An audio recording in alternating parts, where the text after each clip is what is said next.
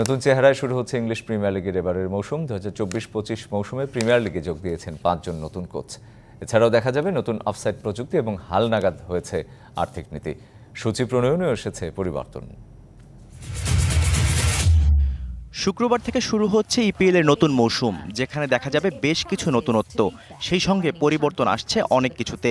20 দলের এই লিগে মোট 5টি ক্লাবে এসেছেন নতুন কোচ। ইয়ুর্গেন ক্লপের জায়গায় লিভারপুলের ডাগ আউটে দেখা যাবে আর্নে স্লটকে। নতুন কোচ হিসেবে চেলসি নিয়োগ দিয়েছে এনজো মারেস্কাকে।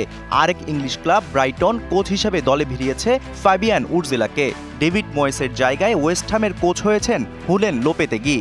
আর লেস্টারের ডাগআউট সামলাবেন স্টিভ কুপার।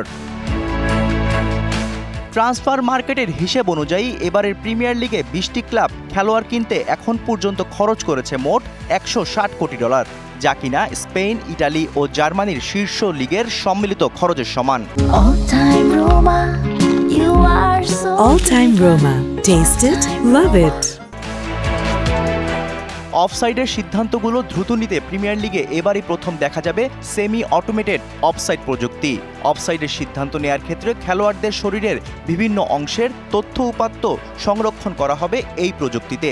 কৃত্রিম বুদ্ধিমত্তার সাহায্যে ত্রিমাত্রিক অফসাইড লাইন আঁকা হবে এবং ভিআর অফিসিয়ালদের জানিয়ে দেওয়া হবে। 2025-26 মৌসুমে নতুন আর্থিক নীতিতে চলবে ইপিএল। তবে এই মৌসুমেই 2টি নিয়মের পরীক্ষামূলক প্রয়োগ করবে কর্তৃপক্ষ, যেখানে ক্লাবগুলো খেলোয়াড়দের পেছনে মোট আয়ের সর্বোচ্চ 85% খরচ করতে পারবে। পাশাপাশি প্রাইজ মানি ও টিভি স্বত্ব থেকে পাওয়া অর্থ অনুপাতে খরচ করতে পারবে দলগুলো। Shahriar Hossain, DBC news desk.